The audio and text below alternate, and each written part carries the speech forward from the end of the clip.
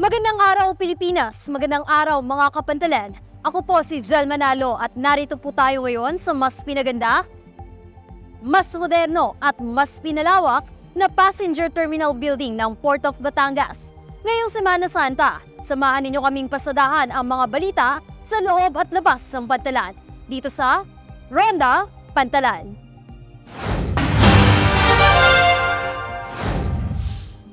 Para sa unang balita, PPA General Manager Jay Santiago nakipagpulong sa Philippine Coast Guard para sa paghahanda sa dagsa ng tao ngayong Holy Week. Pinangunahan ni Philippine Ports Authority General Manager Jay Santiago ang pagpupulong kasama ang Port Management Office Batangas, Port Police at Philippine Coast Guard Southern Tagalog. Ito'y para sa paghahanda sa dagsa ng tao ngayong mahal na araw. Sa isinagawang pagpupulong nitong 20 ng Marso, sinabi ni General Manager Santiago na mahalagang nagkakaisa ang mga ahensya upang mapaganda ang serbisyo sa mga mananakay ng barko.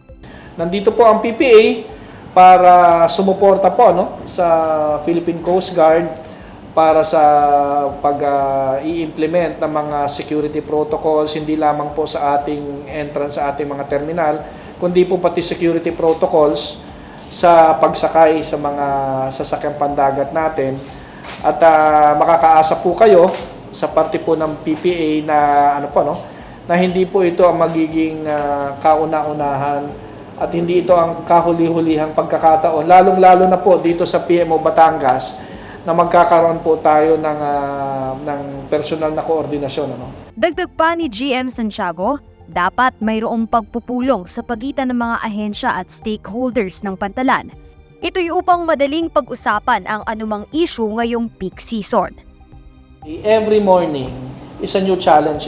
So baka pwedeng gawin nyo, magkita sila, mag-coordinate para alam mo kung may aberya, alam mo kung sino yung hahanapin mo for that day. Para paglabas nyo sa meeting room, iisa ang kompas.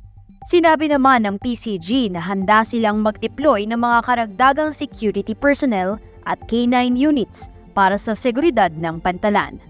Admiral Patrimonio will be issuing orders then to augment more K9s here dahil hindi lang naman yung safety but also yung mga pasok sa ports ng mga illegal contrabands.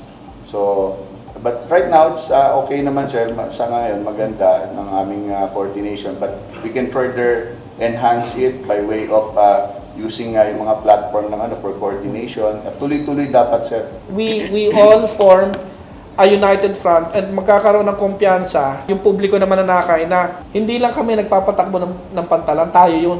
May kanya-kanya tayong responsibilidad dyan eh. So alam ng publiko na lahat ng ahensya nagpapatakbo ng Pantalan. Alam natin yung ginagawa natin. Sa kaugnay na balita, nagsagawa din ng inspeksyon si PPA General Manager Jay Santiago sa Port of Batangas kasama ang mga kawani ng Philippine Coast Guard o PCG. Ito'y upang masigurong maayos, ligtas at komportable ang mga pasaherong uuwi sa kanilang mga probinsya. Ininspeksyon itong 20 ng Marso ni PPA General Manager Jay Santiago ang Port of Batangas na pangalawa sa pinakamaraming dumadaang pasahero tuwing peak season. Inikot ni GM Santiago ang mga pasilidad gaya ng mga restroom, food stalls, ticketing booths at baggage security scanner. Handang-handa na tayo dito sa PPA at kung makikita nyo ngayong araw na to, tayo ay nakipagpulong sa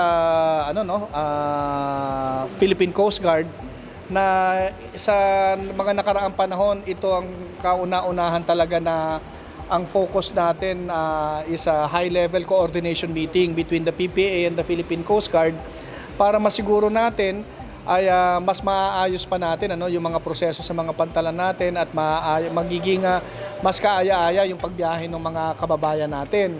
Sa PPA, tayo ay nagdeklara ng full manpower complement during the Holy Week. No leave policy ulit tayo, hindi pwedeng mag-leave. So makakaasa kayo na yung mga kawani ng PPA ay makikita natin at patuloy na magseserbisyo sa mga Pantalan even during the Holy Week. Ibinida din ni General Manager Santiago ang bagong gawang extension ng Batangas Port Passenger Terminal Building kung saan inaasahang aabot sa 8,000 ang passenger capacity. At bagamat hindi pa natin muna ito inaugurahan, ito ay nagbigay tayo ng direktiba sa terminal operator natin dito sa Asian Terminals na gamitin na ito para ma-testing na ngayong Holy Week. So kung maalala natin yung phase 1 itong bagong passenger terminal building ay merong 2,500 capacity. Nagdagdag na tayo ng additional 6,500 passenger capacity dito sa expansion area, bringing the total passenger capacity dito sa Batangas City Port natin to 8,000 passengers. Ipinakita din ng 2 electric vehicles sa loob ng PTB na tutulong sa mga senior citizen at may kapansanan para mas madaling makapasok sa loob ng terminal. Tiniyak naman na regular ang paglilinis o sanitation sa mga restroom at mga upuan upang maging komportable ang mga naghihintay na pasahero. Gayon din ang malamig na temperatura sa loob ng pasilidad. 8 years ago, hindi pa siya ganito parang kubo-kubo pa yung mga booth nila noon. Tapos ngayon, super, I like it, very convenient. Sobrang malinis, maganda, parang airport na. Parang babiyahe ng eroplano. Nanawagan naman si GM Santiago sa mga pasahero na alagaan at panatilihing malinis ang pasilidad ng pantalan. So kung terminal ay hindi po terminal ng PPA, hindi po ito terminal ng kahit na sinong operator. Ito po ay terminal ng sambayanan, ano? So alagaan po natin to dahil ito po ay pag-aari po natin bilang isang bansa. At kumbaga kung anong pag-aalaga po natin sa bahay natin, sa ating mga kagamitan, alagaan din po natin. Wag po tayong mag-iiwan ng basura dahil ayaw din naman po siguro natin na pag tayo ay dumating, may nag-iwan ng basura na dadatnan din po natin. Para din po sa kalinisan ng lahat. Samantala, para matiyak din ang kahandaan sa dagsa ng mga pasahero, nagsagawa din ng inspection si PPA General Manager Jason Santiago sa Manila North Port nitong Lunes Santo. Inikot ng opisyal ang passenger terminal building, shower area at lugar kung saan maaaring humiram ng mattress ang mga pasahero na may dalang bata, buntis o senior citizen. Payo ni GM Santiago sa mga pasahero, huwag nang magdala ng malalaking bagahe upang mas maging madali ang pagbiyahe. So kung po pwede sana, if we can travel light, wag na masyado maraming dalhin natin. Pangalawa, yung mga ipinagbabawal na gamit, wag na nating dalhin katulad yung matatalim na bagay or yung mga combustible materials, yung mga LPG, wag na tayong magdala niyan, ano? And then i-check natin doon sa mga pupuntahan natin, mga destinasyon, kung may ipinagbabawal pang meat products or chicken products kasi may mga lokasyon na meron pa ding pagbabawal ang mga probinsya dahil doon sa ASF at avian flu. Yun. Samantala, maagang naglabas ng direktiba ang PPA na full manpower na nag-uutos sa mga personnel ng Port Operations at Port of Security para sa paghahanda sa dagsa ng mga pasahero sa pantalan. Sa pagsisimula ng Holy Week ngayong araw, asahan na ang unti-unting pagdagsa ng mga biyahero sa pantalan. Kaya naman, auno pa lang ng Marso, naglabas na si PPA General Manager Jason Santiago ng polisiya para sa full manpower. Ibig sabihin, lahat ng mga personnel sa port operations at port security ay nakahanda sa pagtupad ng kanilang tungkulin na siguraduhin ang kaligtasan, seguridad at maginhawang biyahe ng mga pasaherong magbabakasyon sa kanilang mga probinsya.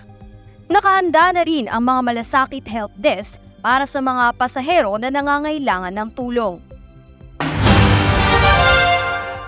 Sa iba pang balita, isa na namang kasaysayan ang nakamit ng Philippine Ports Authority. Ito'y matapos maibaba ang ika-50 milyong 20-foot equivalent unit o TEU containers sa Manila International Container Terminal. Muling gumawa ng kasaysayan ang PPA para sa patuloy nitong pakikilahok sa masiglang economic globalization. Nitong 14 ng Marso, ibinaba sa Manila International Container Terminal o MICT ang ika-50 milyong TEU. Ang TEU ay ang exact unit of measurement na ginagamit para matukoy ang cargo capacity para sa container ships at terminals. Naibaba sa MICT ang isa sa mga international ports sa Maynila, ang ika-50 milyong TEU mula sa MV Seabreeze. Mula nang mag-umpisa ang operasyon nito noong 1988, kabilang na ang MICT sa mga nanguna sa inobasyon sa Philippine port industry. Binati ni PPA General Manager Jason Tiago ang operator ng MICT na International Container Terminal Services Inc. para sa panibagong tagumpay na ito. Nakiisa naman ang Philippine Ports Authority Head Office sa Fire Prevention Month ngayong buwan. Ito'y upang madagdagan ang kaalaman ng mga empleyado at maging alerto sa oras ng sunog. Nagsagawa ng fire drill nitong ika-18 ng Marso ang Bureau of Fire and Protection at Port Police sa Head Office ng Philippine Ports Authority. Ito ay bilang pakikiisa ng PPA sa Fire Prevention Month tuwing Marso. So ginagawa natin tong fire drill na to para ma-evaluate natin kung ano yung capability ng emergency response team ng PPA. At saka ma-practice din yung mga tao kung saan sila mag-evacuate kung sakaling magkaroon ng emergency. Sa hudyat ng tunog ng sirena at fire alarm, sabay-sabay na bumaba sa gusali ang mga kawani ng PPA at nagtipon-tipon sa mga designated area sa lugar. Nung una ko po narinig ang alarm for the fire drill, ay naglakad ako ng kalmado papuntang fire exit without rushing hanggang makababa po ako ng ground floor. Unang-una talaga sa isip ko, bawal mag-elevator. Tapos bawal makipagtulukan para safe makababa ang lahat. At walang balakid, walang obstacle sa hagdanan. Tingin ko po mahalaga po ang ganitong fire drill para po ma-refresh po ang mga tao, ang mga empleyado, lalo na kami mga port user, tayo mga empleyado mag-serve as guide para lahat tayo makalabas ng safe sa building. Nagsagawa din ng demonstration ang mga tauhan ng BFP sa harap ng mga kawani ng PPA upang maging ligtas sakaling magkaroon ng sunog. Layunin ng fire drill na pataasin ang antas ng kamalayan at kahandaan ng mga kawani ng PPA sa iba't ibang panganib dulot ng sunog. Ang ganitong activity napaka-importante o napakamahalaga, hindi lang sa Port Police kundi sa lahat ng empleyado ng PPA. Dito natin malalaman kung ano ba yung kahandaan ng bawat isa pagdating sa sakuna, sa sunog, o kung sa anumang disaster nangyayari. At iyan ang mga balitang nakalap sa pagronda sa mga pantalan ngayong Lunes Santo. Manatiling nakatutok sa aming social media pages. I-type lamang ang Philippine Ports Authority sa Facebook, Instagram, X, YouTube at TikTok para maging updated sa mga kaganapan sa pantalan, lalo na ngayong mahal na araw. Muli ako si Jel Manalo at ito ang Ronda Pantalan.